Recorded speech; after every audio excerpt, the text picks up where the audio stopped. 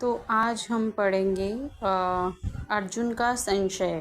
अर्जुन को क्या कन्फ्यूजन थी जब वो युद्ध लड़ने के लिए खड़ा हुआ और कैसे श्री कृष्ण ने उनको इस दुविधा से निकाला कि कैसे उसको अपने कर्तव्य का पालन करना है। तो यहाँ पर है बताया है कि हे भरतवंशी राजन, निद्रा विजय अर्जुन के द्वारा, जिसने निद्रा पर विजय कर ली थी, कहने पर अंतर्यामी श्री कृष्ण ने दोनों सेनाओं के मध्य में पितामह भीष्म और आचार्य द्रोण के सामने तथा संपूर्ण राजाओं के सामने श्रेष्ठ रथ को खड़ा करके इस प्रकार कहा कि हे पार्थ, इन इकट्ठे हुए कुरुवंशियों को देखो।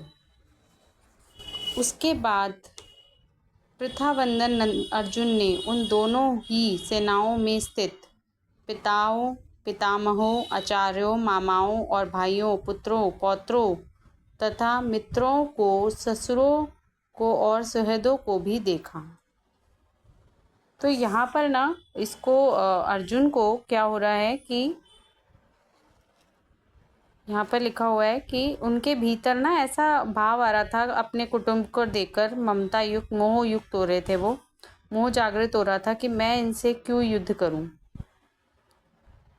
और तो अर्जुन को ये समझाना चाहते थे श्री कृष्ण कि जैसे कोई फोड़ा हो जाता है तो वैद्य लोग पहले क्या करते हैं, उसे पकाने की चेष्टा करते हैं और जब वह पक जाता है तो उसे चीरा देकर साफ करते हैं। ऐसे ही भगवान भक्त के भीतर छिपे हुए मोह को पहले जागृत करते हैं और फिर उसको मिटाते हैं।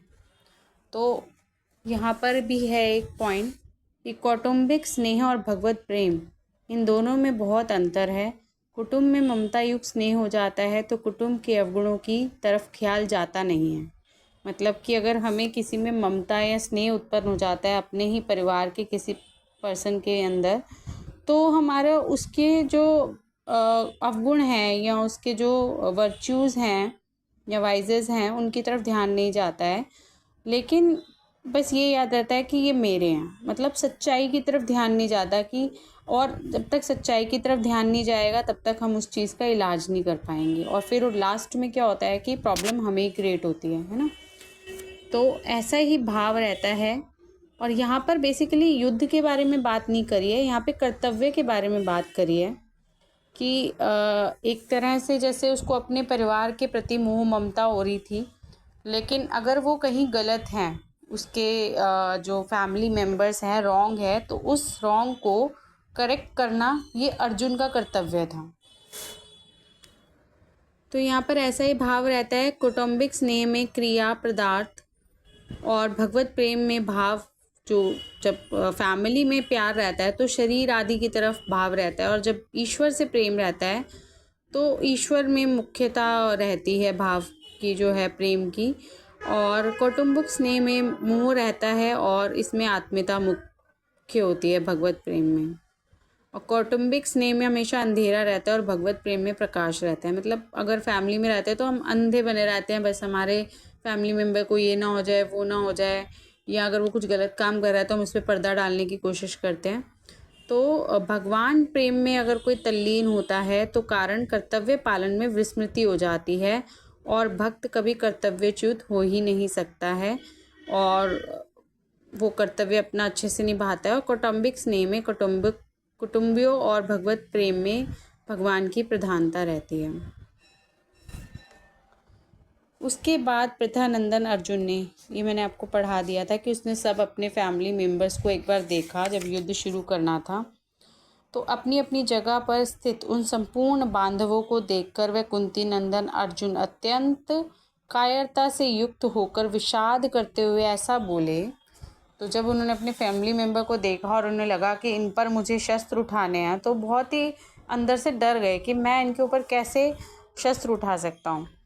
हे कृष्ण, युद्ध की इच्छा वाले इस कुटुंब समुदाय को अपने सामने उपस्थित देखकर मेरे अंग शिथिल हो रहे हैं और मुख सूख रहा है तथा मेरे शरीर में कपकपी आ रही है, रोंगटे खड़े हो रहे हैं, हाथ से गांडीव धनुष गिर रहा है और त्वचा भी जल रही है, मेरा मन भ्रमित सा हो रहा है और मैं खड़े रहने में भी असमर्थ हो रहा हूँ।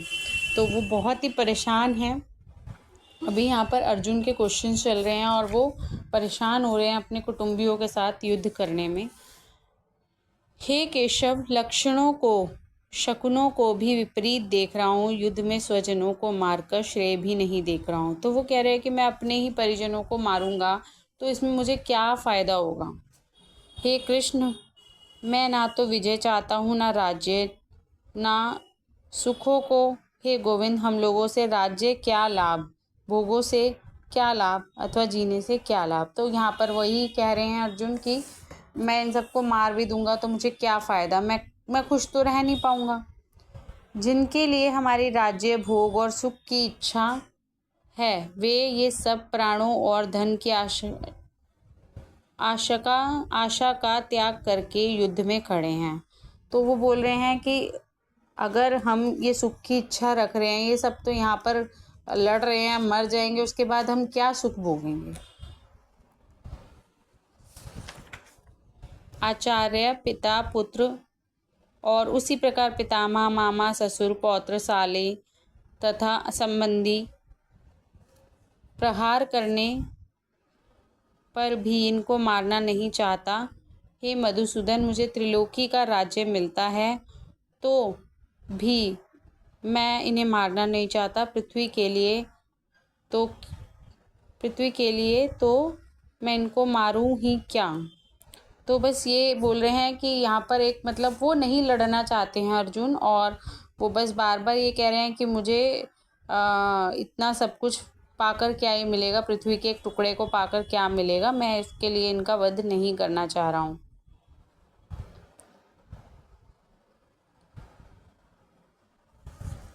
तो आगे हम पढ़ रहे हैं, हे जनार्दन, धृतराष्ट्र, संबंधियों को मारकर हम लोगों को। तो यहाँ एक थोड़ा सा पॉइंट बताया हुआ है कि जो अर्जुन जानते हैं कि काम, क्रोध, लोभ ये तीनों नर्क के द्वार हैं। वास्तव में काम के ही 3 रूप हैं। संसारिक वस्तुओं, व्यक्तियों आदियों का महत्व देने से पैदा होते हैं। तो संसार की चीज़ों को हम इम्पोर्टेंस देते हैं तो हमारे अंदर काम की भावना, मतलब कि कोई चीज़ पाने की भावना उत्पन्न होती है, और अगर वो चीज़ हमें नहीं मिलती है तो क्रोध उत्पन्न होता है। अगर हमें मिल जाती है तो लोभ उत्पन्न होता है। ठीक है, तो संग्रह की जो इच्छा का नाम है वो लोभ है। 2 तरह की इच्छाएं होती हैं, जो पहले भी हमने पीछे भी पढ़ा है कि एक तो अनिष्ट, यानी कि ये जो है यहाँ पर ये भी लिखा हुआ है कि सुख भोग की इच्छा का नाम भी काम है। और जो यहाँ पर लिखा है अनिष्ट निवृत्ति के लिए जो हम काम करते हैं, मतलब अगर ईश्वर के प्रति हम कुछ काम करते हैं तो यहाँ लिखा हुआ है काम ना 2 तरह की होती हैं, इष्ट की प्राप्ति और अनिष्ट की निवृत्ति। ठीक है, तो इष्ट की प्राप्ति जो है वो 2 तरह की होती है, संग्रह करने की जो, और दूसरा है सुख भोगना। जो संग्रह की जो है मतलब कलेक्ट करने की जो इच्छा होती है हमारी, उसको हम लोभ बोलते हैं, और जो सुख भोगने की इच्छा का नाम होता है काम। तो जब अनिष्ट की निवृत्ति में, मतलब इस जो इष्ट की प्राप्ति और अनिष्ट की निवृत्ति, जो हमें नहीं चाहिए उसको छोड़ते हैं जब हम, तो उस पर अगर कोई बाधा पड़ती है तो हम क्रोध करते हैं। मतलब भोगों की, संग्रह की प्राप्ति में जब हमें बाधा आती है, कोई चीज़ हमें चाहिए और हमें नहीं मिल रही है, तब उससे क्रोध उत्पन्न होता है। एज आई टोल्ड यू कि अगर कोई चीज़ हमें मिल जाती है तो उससे लोभ होता है, और अगर नहीं मिलती है तो क्रोध होता है। तो वो अर्जुन यही कह रहे हैं कि इन सब चीज़ों की प्राप्ति के लिए मैं अपना नरक का दरवाज़ा क्यों खोलूं, क्योंकि इनमें क्या होता है, सुख या दुख फील होता है हमें इनसे सारी सिचुएशन में, और दोनों ही सिचुएशन में सुख जो है वो परमानेंट रहेगा नहीं, वो एक ना एक दिन चला जाता है, और दुख जो है वो आना ही आना है हर चीज़ के बाद। तो भोगने के बाद जब वो चीज़ फिनिश हो जाती है तो दुख आता ही आता है। तो इसीलिए वो कह रहे हैं कि मैं इन सब चीज़ों में नहीं पड़ना चाहता हूँ, I just want to live in a peace, मैं शांति में जीवन जीना चाहता हूँ। तो यहाँ पर ये कह रहे हैं, हे जनार्दन, धृतराष्ट्र, संबंधियों को मारकर हम लोगों को क्या प्रसन्नता होगी, आतताइयों की मारने से तो हमें पाप ही लगेगा। तो इसलिए अपने बांधव धृतराष्ट्र संबंधियों को मारने के लिए हम योग्य नहीं हैं, क्योंकि हे माधव, अपने कुटुंबियों को मारकर हम सुखी नहीं हो पाएंगे। यद्यपि लोभ के कारण जिनका विवेक विचार लुप्त हो गया है, ऐसे ये कुल का नाश करने से होने वाले दोष को और मित्रों के साथ द्वेष करने वाले पाप को नहीं देखते हैं। हे जनार्दन, कुल का नाश करने से होने वाले दोष को ठीक ठीक ना जानने वाले हम लोग इस पाप से निवृत्त होने का विचार क्यों ना करें। तो यहाँ पर यही बोल रहे हैं कि भाई ये जो दुर्योधन है, इनको तो लोभ हो रखा है, ये तो कुल का नाश करने का दोष ले लेंगे, कोई दिक्कत नहीं है, और मित्रों के साथ द्वेष करने से होने वाले पाप को नहीं देख रहे, और वो कह रहे हैं कि कुल का नाश करने से होने वाले दोष को ठीक ठीक ना जानने वाले हम लोग इस पाप से निवृत्त होने का विचार क्यों ना करें। हम क्यों ना इस पाप से मुक्त हों, हम क्यों इन सब चक्रों में पड़ें। हम ज़्यादातर लोग ऐसे ही सोचते हैं ना कि क्यों हम फालतू के चक्रों में पड़ें, हमें क्या चाहिए। हम तो जो लोग मतलब नॉर्मली साधक होते हैं, जिनको नहीं इस संसार में उतना राग नहीं होता है, तो वो लोग सोचते हैं कि छोड़ो, कि क्यों हमें अननेसेसरी इन सब चक्रों में पड़ना है। तो यहाँ पर फिर आ गया है, कुल का क्षय होने पर सदा से चलते आए कुल धर्म नष्ट हो जाते हैं, और धर्म का नाश होने पर संपूर्ण कुल को अधर्म दबा लेता है। और वो बोल रहे हैं कि अगर कुल पूरा नष्ट हो जाएगा तो फिर अधर्म फैल जाएगा। तो यहाँ पर ना ये सब अर्जुन के क्वेश्चन हैं। ये ऐसा नहीं है कि ऐसा हो जाएगा, कुल का क्षय हो जाएगा तो ऐसा हो जाएगा, कुल धर्म नष्ट हो जाएगा, ऐसा है नहीं है। बस ये उनके डाउट्स हैं कृष्ण से, और फिर कृष्ण बाद में अब इन सब क्वेश्चंस का आंसर भी देंगे। हे कृष्ण, अधर्म के अधिक बढ़ जाने से कुल की स्त्रियां दूषित हो जाती हैं। हे वार्ष्णेय, स्त्रियों के दूषित होने से वर्ण संकर पैदा हो जाते हैं। तो यहाँ वर्ण संकर कुछ नहीं है, दोनों अलग अलग वर्ण के होने पे जो संतान पैदा होती है उससे वर्ण संकर होते हैं। ठीक है। अब क्योंकि जब स्त्रियों के पति मर जाते हैं तो फिर वो किसी और से शादी करेंगे और फिर उनके वर्ण अलग होंगे, तो उससे वो कह रहे हैं कि दूषित हो जाएगा सब कुछ। ऐसा अर्जुन के क्वेश्चन है। वर्ण संकर जो होते हैं कुल घाती और कुल को नरक में ले जाते हैं। इतने सब क्वेश्चंस हैं, इसको इतने सारे भ्रम हैं इसको कि ऐसा हो जाएगा तो ऐसा हो जाएगा।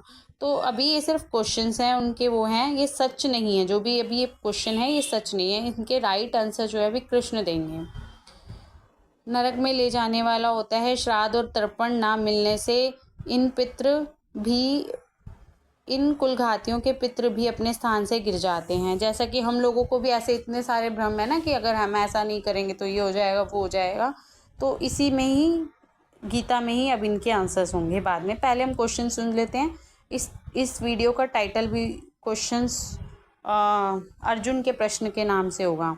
इन वर्ण संकर पैदा करने वाले दोषों से कुलघातियों के सदा चलते आए कुल धर्म और जाति धर्म नष्ट हो जाते हैं। हे जनार्दन, जिनके कुल धर्म नष्ट हो जाते हैं मनुष्यों का काल तक नरकों में वास होता है, ऐसा हम सुनते आए हैं। ऐसा ही जैसे हम लोगों पर इंफॉर्मेशन मिलती है, ऐसे अर्जुन को भी पास्ट में उनके एंसेस्टर से इस तरह की इन्फॉर्मेशन मिली होगी। यह बड़े आश्चर्य खेद की बात है कि हम लोग बड़ा भारी पाप करने का निश्चय कर बैठे हैं, जो कि राज्य और सुख लोभ से अपने स्वजनों को मारने के लिए तैयार हो गए। तो वो यही कह रहे हैं कि जब इतना सारा युद्ध लड़ने के बाद इतना सब कुछ गलत होगा तो हम युद्ध क्यों लड़ें। अगर हाथों में शस्त्र अस्त्र लिए हुए धृतराष्ट्र के पक्षपाती लोग युद्ध भूमि में सामना ना करने वाले शस्त्र रहित मुझे मार भी दें, वह मेरे लिए बड़ा ही हितकारक होगा। तो यहाँ पे इतने ऐसे वो बोल रहे हैं कि इससे अच्छा तो मैं मर जाऊँ किसी को मारने से, वही मुझे मार दे, वो ज़्यादा बढ़िया है। इतने मैं पापों में, इतने मैं दोषों में क्यों फंसूँ। इतने जो मैंने सुनी है सब बातें नर्क स्वर्ग की, मैं इनमें क्यों जाकर फंसूँ। ऐसा कहकर शोकाकुल मन वाले अर्जुन बाण सहित धनुष का त्याग करके युद्ध भूमि में रथ के मध्य भाग बैठ गए। तो अब वो बेचारे उदास हो गए छोड़ छाड़ के कि भाई मेरे से तो होगा नहीं ये सब, ठीक है, मैं क्यों फंसूँ अननेसेसरी युद्ध बुद्ध के चक्कर में। तो नेक्स्ट वीडियो में, इस वीडियो में हमने अर्जुन के प्रश्न रखे हैं, और नेक्स्ट वीडियो में हम श्री कृष्ण के आंसर्स रखेंगे इन सारे भ्रमों के ऊपर। तो wait for the next video. Thank you so much.